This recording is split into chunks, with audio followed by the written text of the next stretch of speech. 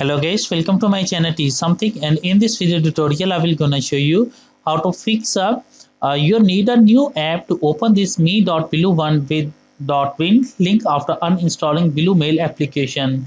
So how can fix this type of error? Let's get started. Before starting off the video, I humbly request you please subscribe my YouTube channel for more updates. So let's start. Okay guys, in the search box type a registry editor. Open a registry editor, right-click, run as administrator privileges. After doing this test, select the H key current user and expand it. After doing this test, find out a select a software and expand it. After that, select out a Microsoft and expand it. After that, find out a Windows. Now here is a Windows and expand it. After doing this test, select a current version and expand it. After doing this test, go down and find out a run. Select a run.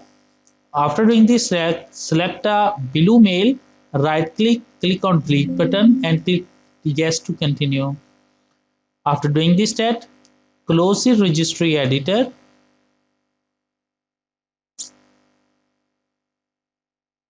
After close that, after doing this step, must restart your computer. After restarting your computer, I hope your problem is fixed. I hope this video is helpful for you. Thanks for watching and please subscribe my YouTube channel.